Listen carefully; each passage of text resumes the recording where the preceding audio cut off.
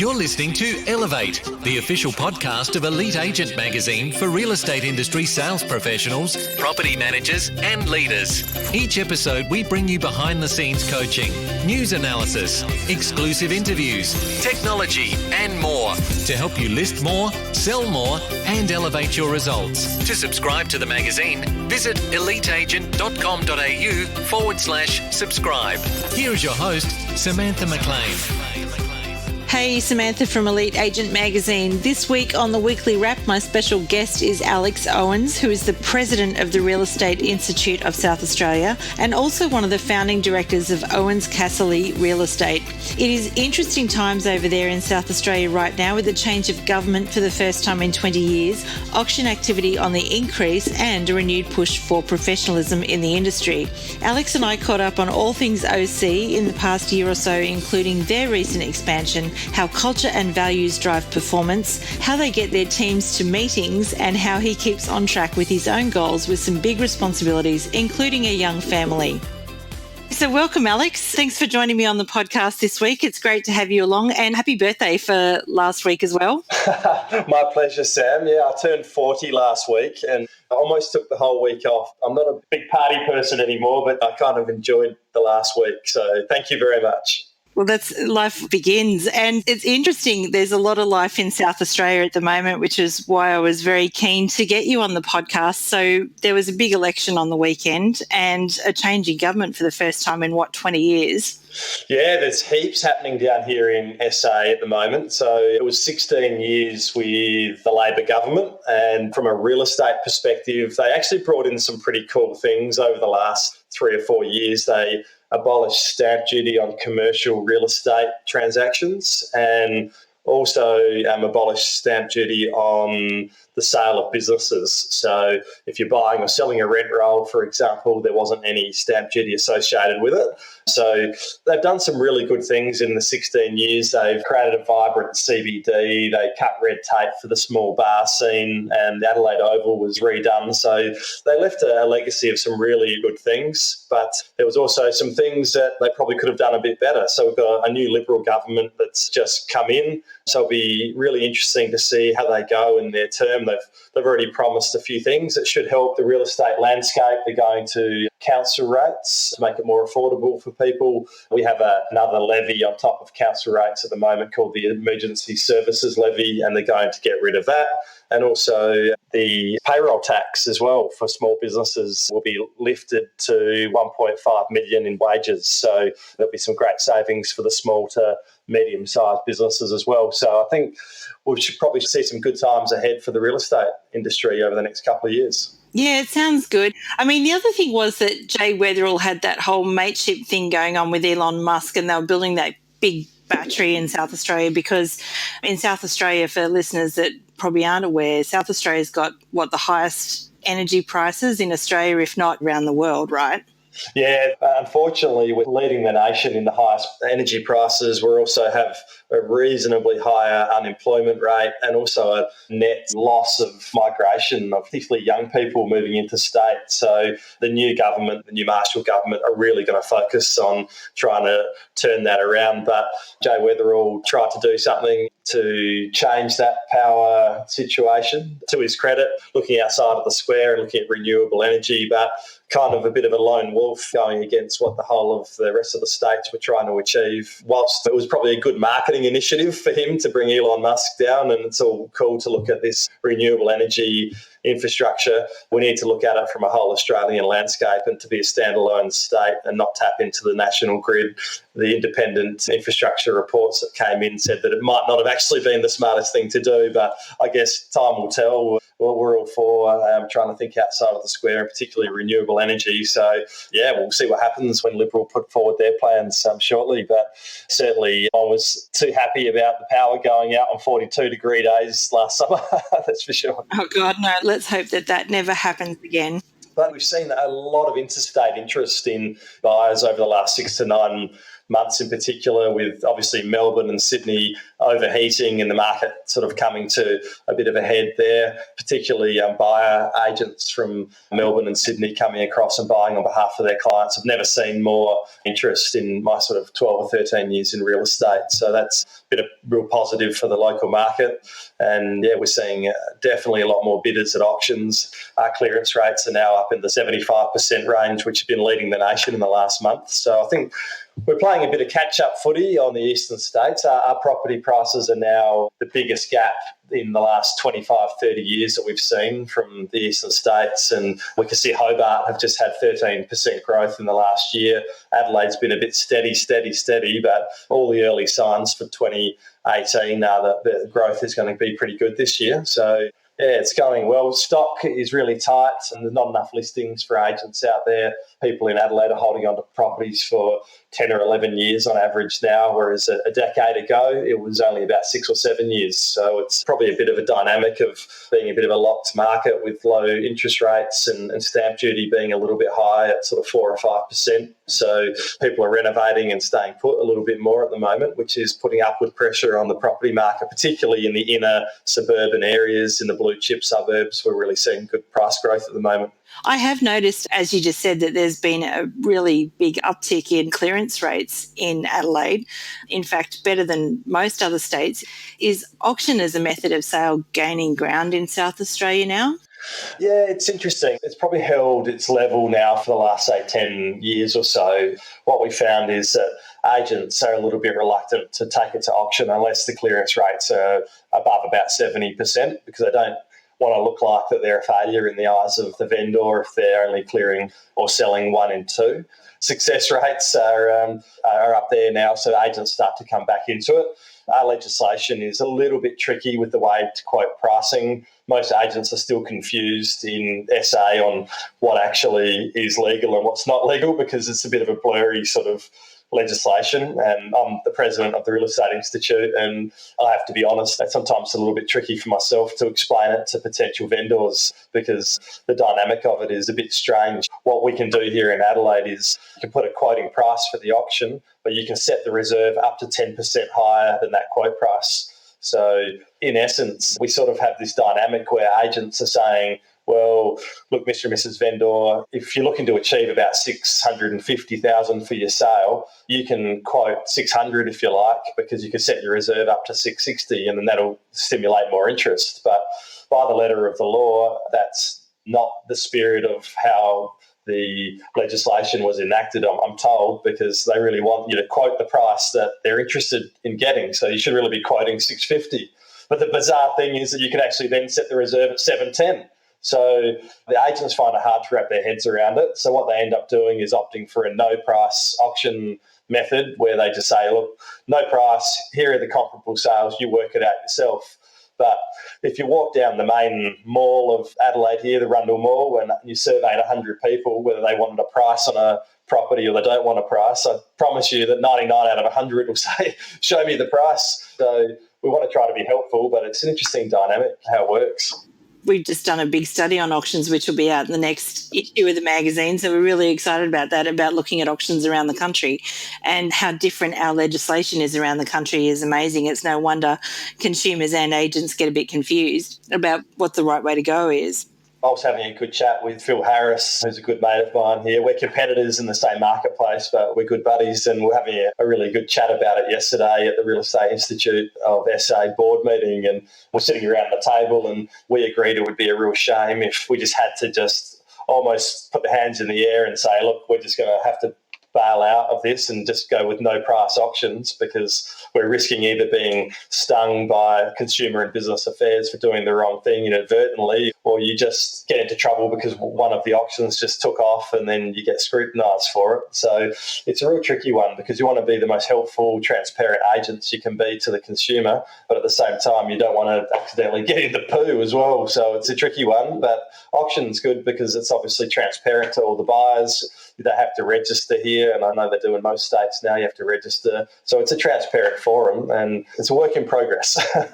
Yeah, absolutely. But I suppose just if people from South Australia are listening and they're confused at all about any of that, they can head to REISA, to the website, or get in touch with any of you guys if they've got questions to make sure that they're on the right side of everything. Yeah, I mean, we're actually looking for feedback at the moment. So Phil and I are planning on going having a chat with the new minister when it's appropriate, as we have the new government, and then talk about, how it's actually working in the marketplace, what's actually happening out there, and how we can clean it up and make it as transparent as possible. And everyone's got different opinions, but we welcome them all, and so we can sit together and give a balanced view to the government so they can try to put something in place that's both user-friendly for the public and workable for the agents. Yeah.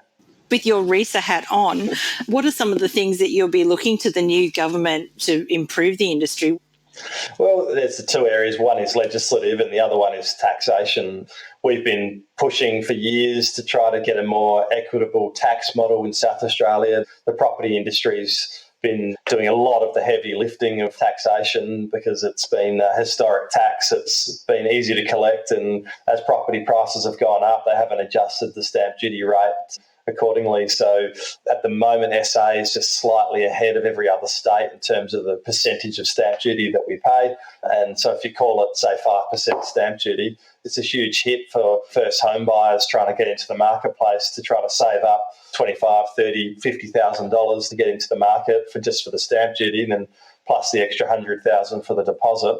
So we'd like to see a model where the stamp duty was spread out over the lifetime of the ownership of the property. So if people hold on for 10 years to the property and stamp duty was $50,000, then make it $5,000 over 10 years instead. It's almost like no one likes the term a broad-based land tax because it sounds like a new tax is being put upon people. So I like to look at it as a loan scheme so that it's paid out over the course of, say, the 10-year period that you own the property, and it's much easier to find, say, $500 per month over 10 years than it is to find $50,000 in one lump sum. So I guess it can either be a policy that's set in place just for the first home buyers or additionally for people that are downsizing as well. The problem with stamp duty is that it's really a monster tax that traps people into lodging that's not appropriate to their circumstances, and they try to just kind of work it the best they can. So we want a fluidity in the marketplace. When people can buy and sell easily and upgrade and downsize readily, then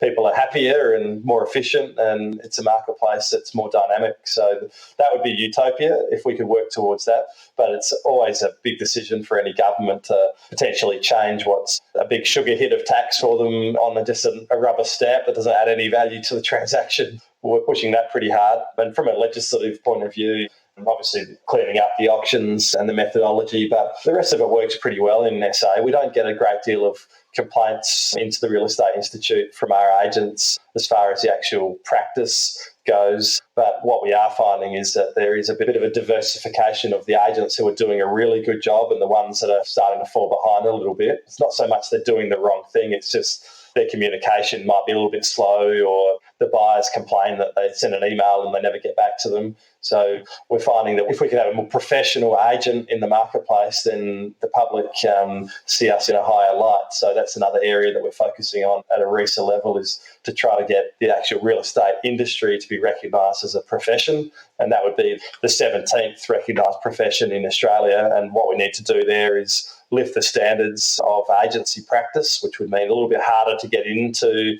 As an accountant, you have to do 4 or 5 years of training, and your transactions are often small amounts, $1,000 here and there. But we're selling a property that's worth $1 million with $30,000 of advertising and commission. We should be more well trained and educated into how to do it. So that's a big area we're focusing on in all the REIs around Australia at the moment. I have to give full credit to John Cunningham, the president of the New South Wales Real Estate Institute. So hopefully watch this space in the next couple of years. We can really see the standards lifting of the real estate profession. It's been a while since we've caught up on all things Ouwens Casserly. So we did a big story on you a couple of years ago on yourself and Nathan, and you've expanded even more since then. So how many offices do you have now? Well, we actually have 6 offices, but across 5 locations, I guess. So when I say offices, different businesses, we've always been very careful not to be focused on revenue or growth of offices for the sake of office growth. We're very conscious of ensuring that current stakeholders, the people who have backed Nathan and myself in from day one back in 2012 or late 2011 when we first started, that we treat them with the utmost of importance, and we never forget where we started. So for us, it's always about just one person at a time, one meeting at a time. And then if we see an agent and there's a mutually beneficial situation that can come from them potentially joining OC or an office joining OC, then we'll look at each one on its merits. And we've done that over the years, and we've always been very careful to make sure that, not in an elitist way, just in a making sure that we're just protecting the people who have backed us early on and making sure that they feel that we're treating them and giving them all the same amount of love, if you like, as we did on the first day. But we are now up to 5 or 6 offices. We have 3 or 4 residential offices in different geographic locations, predominantly selling in the middle to upper end markets in South Australia, and projects business as well as big property management business. Well, big in the context of Adelaide, we've got about 1,500 properties on the rent roll. So we'll sell probably 700 or 800 homes this year in our mum and dad sales in our resi business, and we'll do another 300 or 400 in the projects business, which has been a real growth area for us over the last year. We've released 2 or 3 major projects in Adelaide, which are going really well. So we're up to about 100, 110 people in the organisation, and we're really enjoying the growth that we've had so far. As I said before, we work closely with Phil Harris as a competitor, but also as a mate, and we're constantly trying to drive the standards of the industry higher and just do our thing and do it well. So the old-fashioned method, potentially 10, 20 years ago, of hating your competitors, we're trying to be a bit counter that. We don't really look at what our competitors do too much, and really just try to focus on good customer experience and growing our agents and helping people to achieve their goals through property. So it's been a great journey over the last 5 or 6 years. I remember a big part of the story that we did on you guys was about culture, and that culture of service and values and things like that. And I remember, interestingly, you guys were more focused on service awards than sales leaderboards. Is that still the case? Are you still focusing on the service piece more than sales numbers? We try to stand outside of the industry and look back in at it and try to look at it from an independent point of view, and how do people actually really see us. You wouldn't really see many other professions where, and most of us have heard this before, but you wouldn't see many other professions out there posting on their Facebook site. If he was a surgeon, he wouldn't be holding up a liver saying, "Another successful liver transplant." Or if he's an accountant saying, "Look, I just nailed another tax return," and then a big cheesy grin with his clients with the tax return being held up. I was only talking to someone about that exact thing last week. It's a bit tongue-in-cheek, because I get it. We're in a marketing business, and that's what we do. And we need to promote ourselves. We need to we can't just order in new stock. We're not selling widgets. So I get that. And some markets is probably appropriate. We have an agent at OC who's selling in the McLaren Vale, Wollonga region, which we can perhaps talk about. Well, I pimped my shop front. We won the competition, so the elite agent competition, so that was awesome. And he does Facebook really well for his market, and it works for him, and in his marketplace it's appropriate. But I guess I'm just trying to illustrate the point that we try to look at ourselves and say, all right, how would we like to be perceived, and how actually are we perceived? And then we create a set of behaviours that we agree on internally, collectively. So we'll bring the team together quarterly and yearly. We break the team down into different pods. So our admin team that we call our runway, and then we've got our PM department and sales, and we'll do separate culture sessions around the behaviours that we all agree to. So then we allow our people to be leaders within the organisation, and if someone's doing something that's against the agreed behaviours or values that we've all agreed upon, then they've given each other permission to pull each other up on it. So we don't want to have an autocratic organisation where they have to say, John Jones has done the wrong thing and has to go to the leader or the manager to complain about it. We want a culture where everyone has the freedom to be able to speak up and say, look, I think that we could have probably done that a little bit better for these reasons. So it's a big one for us to be able to impart leadership internally onto all our teams. So that comes back down to our values, our behaviours, our culture, our vision. I mean, culture is an interesting word. It's like people use it a lot. I mean, it's really just the way we do things around here. That's what culture is. And it's kind of an unspoken set of rules and behaviours that people just get. And when they're at OC, it's sort of like, that's OC-like, or no, that's not OC-like. And then that comes with setting the expectations in the onboarding process. When we onboard new people, we tell them how important it is to us, our values and the customer experience and those things. And typically, if they don't connect with that, then they don't want to join us. So you manage the expectations on the front end of what we're all about, and then you tend to get the right people on the bus. So we look at our model. So the values are number one. I mean, and that doesn't mean that we're perfect. It doesn't mean that people don't make mistakes. It doesn't mean that every time someone is making the right decision, we all make mistakes. We're human. But the thing that we encourage is to address it straight away. Say, look, yep, I've stuffed up. I should have done that better. We always give second chances for people, third chances, if like just a mistake. But if it was coming from the wrong intent and we see it a couple of times, well, then that's a different conversation. So we really see like a graph where it's about values and performance. If values are high and performance are high, then you definitely stay at OC.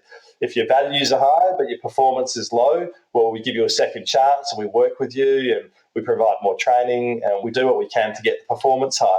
But if your values are low and your performance are low, well, it's an easy decision. Piss off. If you are a values-driven organisation like you guys are, and I know we've had this conversation before, it is really hard to keep someone there that doesn't live and breathe your values. But it's interesting, I mean, now that you do have offices in a few different places, how do you keep the culture across the different geographies? Because I know that there's a few people that had these different locations, and one of the questions was, how do you make sure that all of your employees, even if they're not sitting with one another, how do you get them all to all come together? I guess if I look at it and try to articulate it in a timeline sense, so when they come on board in the first place, it's important that Nathan and myself meet with each and every individual as they come on board. We also have a business partner in property management, Adam, and so Adam is on the same wavelength. So if it's property management or sales or admin or wherever, they all have the same experience on the onboarding process. So straight away, they understand what's important to us in the organisation. And then we set up a catch-up that rolls from 1 week, 1 month, 3 months. And every time we have those catch-ups, we reiterate the importance of what the company values, vision and purpose is. And then from there, we also have our fortnightly meetings and monthly meetings. And there's always something to do around the values in those meetings. So by way of example, once a month, we bring the whole organisation together. So everyone from receptionist to finance broker to just the whole organisation comes together.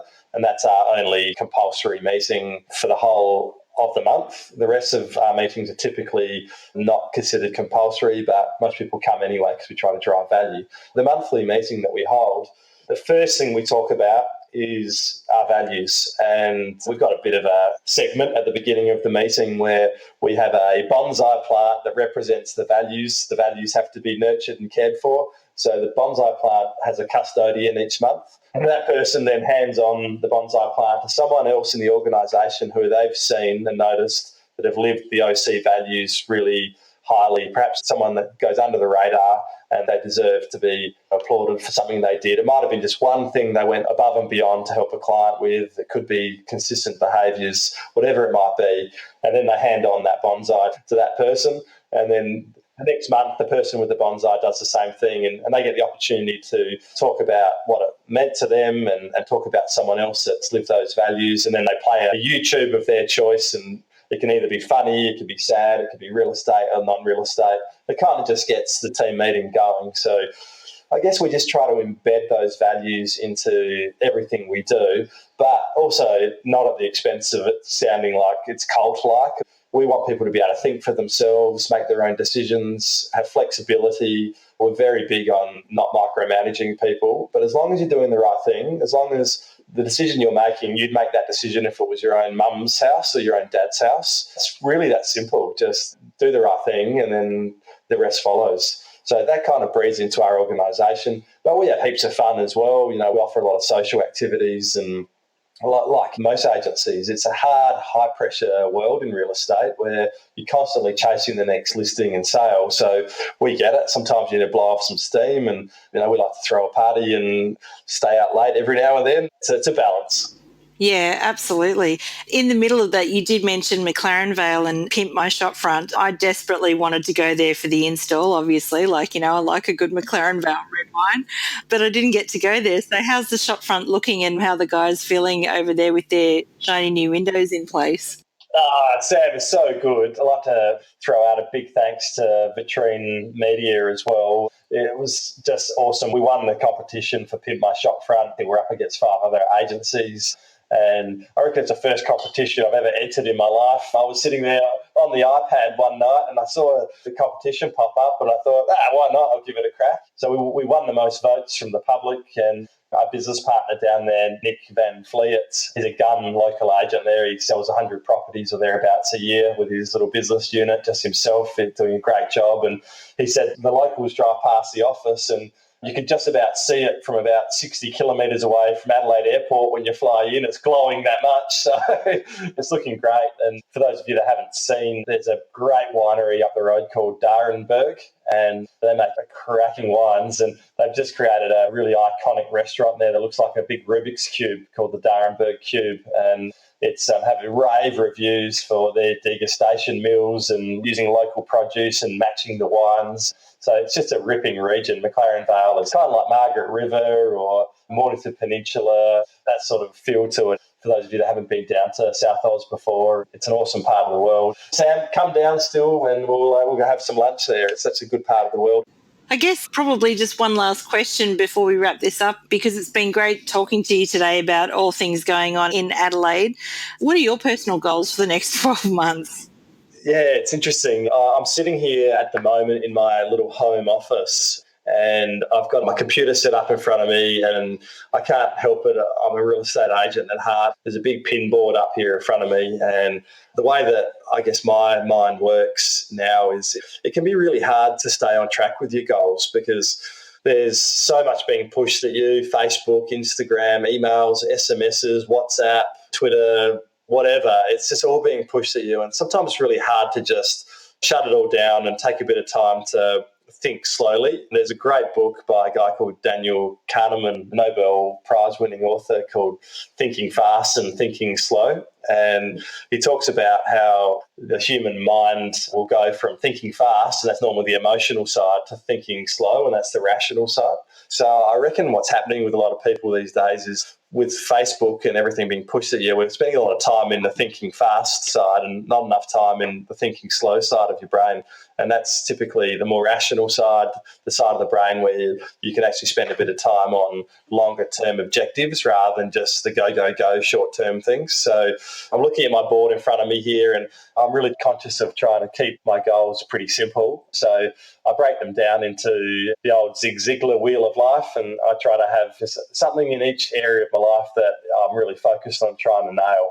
And for me, the first one is from a financial perspective. Nathan and I sit down after each board meeting every month. We have an advisory board and we put together our top 8 things that we need to achieve this month to move the business forward as much as we possibly can. So I sit there almost every day, or I do every morning, and look at the top 8 things that Nathan and I agreed at the beginning of the month that we'd nail this month, so that I don't get distracted by the emails, I don't get distracted by the SMSs, and I really try to nail that. So I know from a financial perspective, if I get those 8 right every month, then we'll be on track to achieve our financial goals. And then I work down the rest of my goals. So there's health and fitness, I've got family and relationships, and then there's obviously some travel and enjoyment as well. So one of my big goals this year was to get to my first ever soccer World Cup. I'm a bit of a Socceroos tragic. So as a 40th birthday present, my wife said, you go, take your 2 best mates and 2 weeks off in Russia to the World Cup. So that's a big goal that I'm going to achieve